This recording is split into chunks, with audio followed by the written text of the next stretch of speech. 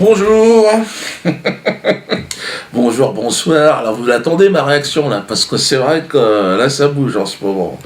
Il y a un vent contraire les gars, faut tenir là-bas. Alors tout d'abord merci évidemment, merci de votre soutien. Je vous rappelle que l'Anatax, cette taxe qui permet à chacun de chanter Chouananas, vous êtes nombreux à m'envoyer des courriers, Diodo, t'as été condamné à 28 000 euros, puis là 20 000 encore de plus.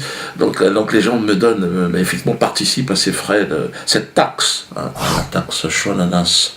Donc est à atteindre les 40 000 euros. Très bien, je devais 28, mais j'ai été recondamné depuis à 20 000 encore, ça fait 48 000. Donc continuez à donner, de toute façon, vous savez, c'est pas de l'argent perdu. Croyez-moi que jusqu'au bout, on va leur foutre dans le cul.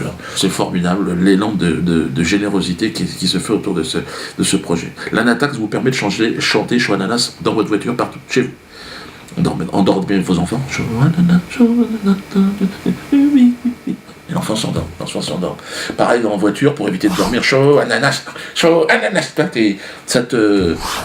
Ça a des vertus thérapeutiques. Par exemple, chaud ananas peut guérir les problèmes de ventre. J'ai des gens qui m'ont appelé, Diodo, j'avais mal au ventre, j'ai chanté chaud ananas et c'est parti. Oui, je confirme. Pareil pour la migraine. Des gens m'ont dit aussi, j'ai retrouvé ma virilité en chantant chaud ananas. J'ai dit, c'est pas étonnant. Ça ne m'étonne pas. Parce que ça agit, Chouananas, sur la molécule N9. C'est une petite molécule qui est dans le bas cervelas. Et Chouananas, il y a une vibration qui fait qu'elle bouge. Et ça l'énerve, ça excite. C'est très bon. Les médecins vous le diront. Chanter Chouananas, c'est gagner beaucoup en respiration. Et plus vous m'aidez, évidemment, et plus on met le système en difficulté. Condamne-le. Non, parce que le peuple de France va lui donner l'argent. Comment on fait ? Donc là, ils ne savent plus comment faire, à moins qu'ils me foutent tantôt. Je pense que c'est la seule solution. J'ai eu la sensation de n'être qu'un intermédiaire entre le peuple aujourd'hui et cette petite poignée de dirigeants esclavagistes. Donc le mouvement de la quenelle est arrive au sommaire. Là, on est au cœur de toutes les attentions. Télé, radio, presse, médias, tout. La quenelle. Ça n'est pas un geste d'extrême droite, c'est un geste propre à la mouvance Dieudonné qui fédère des gens provenant de tous les horizons politiques. זו הופעה של פרובוקטור ואנטישמי די ידוע, קומיקאי הצרפתי דיודונה, כמו בגרמניה הנאצית, רק הפוך, במקום למעלה, היד מצביעה למטה, אבל בצורה זהה. תנועה נקראת קונל, שילוב של מועל יד ואצבע משולשת. Ce sont des réactions ici et là, voyez-vous, qui sont étonnantes. Jusqu'au sommet de l'État. François Hollande, convoqué par le président du CRIF. Ce sont les Juifs qui se sont organisés eux-mêmes, qui ont choisi leurs représentants, et ce qui explique sans doute la liberté qui a toujours été la vôtre, encore aujourd'hui, Monsieur le Président, car quand vous avez des choses à dire, vous les dites. Et vous les dites librement, franchement, sincèrement, bruyamment. Et nous vous écoutons. Il semblerait, moi je ne sais pas si c'est vrai ou si c'est faux, mais qui t'ont baissé le froc et qui t'a donné la fessée devant les journalistes. Toi, François, merde. Tu peux quand même dire non, enfin, ou tout du moins pas à l'abri des regards. Tu peux regarder un petit peu de dignité. Tout ça parce que Kuckerman, le président du CRIF, t'a convoqué. T'aurais pu dire attends, laisse-moi, l'autre. François, t'y vas, toi. Puis alors, tu rampes sur le sol, il te dit oh, François, mets-toi à genoux quand même. Il y a des caméras. C'est le président du CRIF, le mec. C'est lui qui décide qui sera président d'ailleurs. On le voit avec c'est-à-dire que chaque année, il fait un repas, le repas du CRIF, ils appellent ça.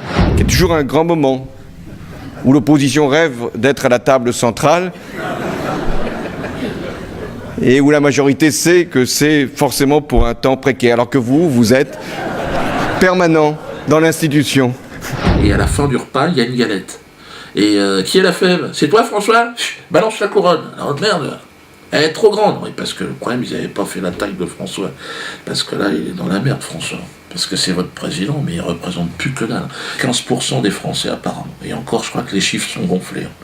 Je crois que François, tu ne représentes plus que dalle. Ah, on est dans la merde là. Alors c'est vrai que dans les dernières vidéos, il y avait cette petite chanson qui est en train de revenir un peu partout. François, la sens-tu qui se glisse dans ton cul à quenelle. Alors apparemment il la sent François. Là je crois que si tu la sens pas, c'est que t'as perdu tout sens commun. Il faut que tu te fasses opérer. Et puis alors il s'en prend à moi, François, putain, François, t'en prends pas à moi, enfant.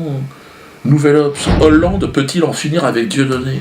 Nous agissons, gouvernement de Jean-Marc Ayrault, pour que sur tout ce qui est Internet, on en a parlé souvent, nous puissions là encore éviter la tranquillité de l'anonymat qui permet de dire des choses innommables sans être retrouvé.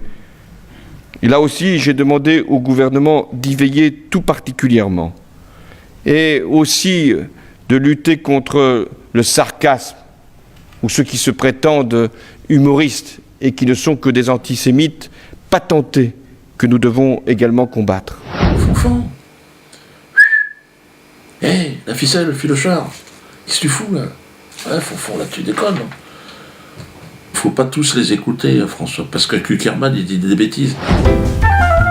C'est le geste inverse du salut nazi. Les jeunes ne sont pas conscients du fait que ce qu'ils font est très proche du salut nazi, c'est juste l'inverse. Très proche du salut nazi, c'est juste l'inverse, c'est juste l'inverse, c'est juste l'inverse, l'inverse. Je vais vous inviter à regarder une photo qui n'est pas très agréable à regarder d'ailleurs. Dieudonné Balambala, puisque c'est ainsi qu'il se nomme, qui fait ce qu'on appelle la quenelle. Il est tellement facile de dire non, c'est pas antisémite, Oui. que je doute qu'on arrive à un résultat sur ce terrain-là. Dieudonné est devenu un professionnel de l'antisémitisme. Il utilise sa réputation d'humoriste pour fabriquer de l'antisémitisme et le propager. Et c'est très inquiétant. C'est juste l'inverse. Moi je vais l'attaquer de toute façon, je l'attaque en justice.